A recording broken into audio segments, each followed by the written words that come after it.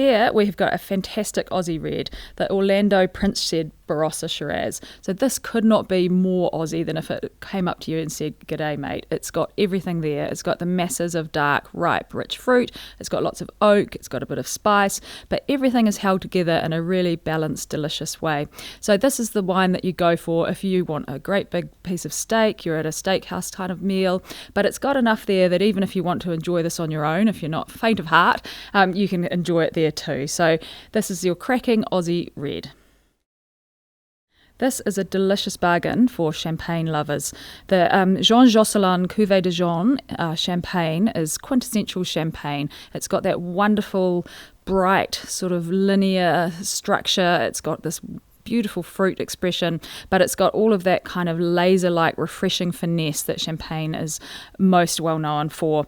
So this is, I guess, probably champagne needs no introduction, but I think it's often easy to underestimate just how versatile champagne is. So yes, you can have this as your aperitif when you want to sit there and have a nice sort of drink to celebrate something or just to wind down, but it's also a surprisingly versatile food wine. So do look past just the classic kind of champagne moments to enjoy this with your entrees. You can even have this as a palate cleanser between courses. I don't think there's actually any occasion in which you can't drink champagne, and with a great value one like this, that's absolutely what you should be doing. Jants of Tasmania are renowned for their sparkling wines. They are credited with being the first Méthode Traditionnelle producers in the island, and I think Tasmania is often an overlooked area of Australian wine, but its climate is absolutely perfect for producing that beautiful expressive fruit and crispness that you need in a really good sparkling wine. And that's what we have here with this premium rosé. It's obviously something that's sparkly, and pink is always good fun to drink, but it shouldn't be overlooked that it's also an incredibly versatile food wine. This is something that you can have not only on its own just to enjoy, but also with your brunches, and you can move into sort of heavier food groups like salmon, and also a particular favourite of mine is to match sparkling rosé with fried chicken. And I don't know about you, but that sounds pretty good. The Vignetti Romeo Romagna Spumante might sound like a bit of a mouthful, but actually it's pretty easy. It's pink Italian sparkling wine. And I think the thing is, the mouthful of wine is the best bit about this. You've got beautiful fruitiness here, you've got a lovely creamy texture, and you've got something a little bit different. I think when people think of Italian sparkling wine, everybody thinks of Prosecco, but there's actually a really broad range of wines, sparkling wine made throughout Italy. This is from the Romagna area, which is up around Verona, if anyone has been around that area before. And it's got, that quintessential sort of food-friendly, easy-to-drink style. This is actually a really good option if you want to look at things like salmon or a duck salad or antipasto. Prosecco probably needs no introduction these days, but the botter is definitely worth a second look. Prosecco has become ubiquitous. It now outsells champagne by 10 to 1, and over the last 10 years has rocketed away in popularity, but a lot of them, they're kind of meh. You've probably tried those ones. This is definitely not the case. You've got some wonderful, beautiful fruit on the nose. It's got a beautiful texture palate, and it's just a really enjoyable example of the style. It's also fantastic for a wide range of food, and I think as well as the obvious sort of brunch aperitif style or just on its own, you also need to think about lighter Japanese and Thai foods as being a really good match with this wine. The Montalbano Pinot Grigio is from the Friuli region, which is in Veneto, around the Venice, which is where most people will be familiar with that area. And this is the home of Italian Pinot Gris. These are a beautiful example of the classic hallmarks of what we know as Pinot Gris in New Zealand, but Pinot Grigio, which has a lovely pear drop, an apple, a touch of spice. And in case of these Italian examples, you've got this wonderful savoury element on the palate, which has a nice dry finish, which makes it super food friendly style. So you think about your salads, chicken, seafood and light pasta as all being really great matches for this wine, but it's also pretty good lightly chilled on its own. For something a little bit different, we're heading to the south of Italy, to the beautiful island of Sicily, and the Torre Mora Etna Bianco, Scalunera is the name of the wine, is grown on the slopes of the active Mount Etna volcano, and it's that unique soil combined with the grape variety, Caracante, which is here, which gives this wine an amazing, tangy, savoury vitality. It's not a big, bold, fruity wine. This is all around the texture, but it's a fantastic wine with food because of that. And the classic match, obviously you have to think you're sitting in Sicily here with some fresh fish, some grilled vegetables, salad, a little bit of goat's cheese, just perfect. The Clevis Suave Classico is made by the Cantina di Monteforte, and it's a classic northern Italian red. It's grown in the rolling hills around Verona in northeastern Italy, and it's a refreshing, crisp Italian wine. This is kind of like their twist on Sauvignon Blanc, for want of a better term. It's a really popular style in Italy because, again, it's a great food-friendly wine. Seafood is a classic match, and Suave's got the beautiful notes of melon, orange zest, a bit of fresh herbs, but it's also got a slightly oily texture, which makes it a winner with richer seafood dishes like scallops and clams. The El Tardo Verdeo is from the heart of Spain, Castilla-La Mancha, which is right in the centre of Spain, just below where Madrid is. Think of this as a dry, sunny region, but it's got a really good sort of shift in temperature between the day and the night, and that's what keeps the freshness about this wine. So it's got this beautiful texture to it, this wonderful tangy, limey, pithy kind of palate. It's a wonderful wine just to enjoy on its own because it's got this brightness and freshness to it, but it's got the body to support, working really well with food. So the obvious match is rice dishes, paella, or you can have this with tapas. It's surprisingly good wine with asparagus, which is a very tricky match to get right, but it's one that if you want to branch out, try something that's a little bit different but kind of has that familiar ring of maybe a high quality Sauvignon, this is the wine for you.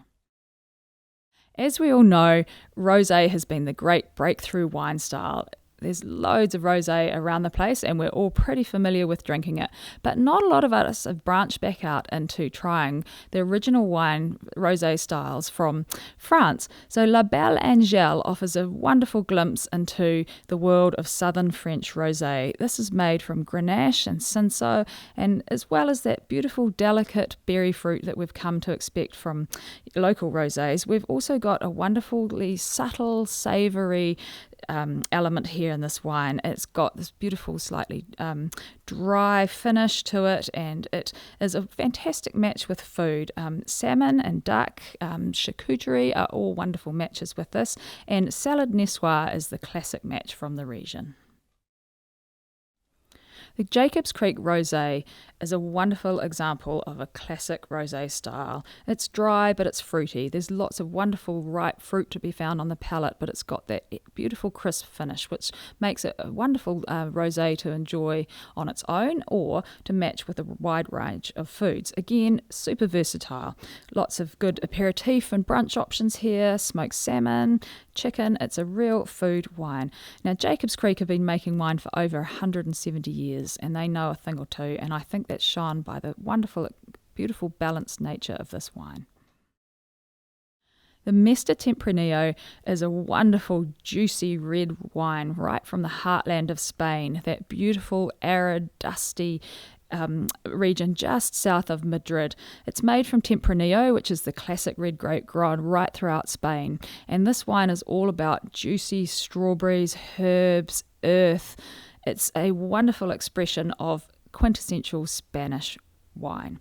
And its Mesta means sheep driver, and this wine is a tribute to the local sheep shepherds who have a right to drive their flocks across anybody's land. So naturally, this is a great match with lamb, but it's also a wonderful match with any barbecued meats, with grilled sausages, and it'll be a good one with venison as well.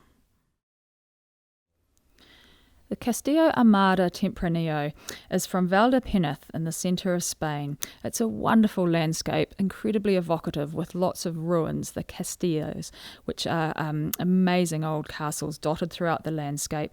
This Tempranillo is a very different expression from the Mesta Tempranillo that we also have on the top 20 list. This is an aged wine. It's from 2011. It spent 12 months in oak and 24 months in bottle before it was released. So here we've got a savoury, mellow, aged red. It's still got some beautiful fruit there, but you've also got some wonderful sort of earthy leather notes, dried herbs. There's just a lot going on in this wine. It's definitely one that you can sit back and savour, but it's also wonderful with smoked meat, southern barbecue, Mexican food, tapas. It's a bit of kind of Spanish wine history in a bottle.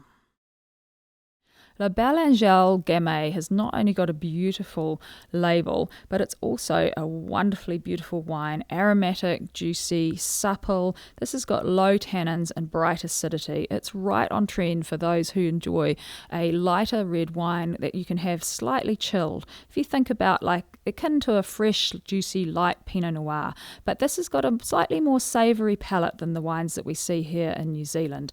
It's from around the Beaujolais region in France, and it is an excellent wine again with dark, leaner red meats such as venison is a good match.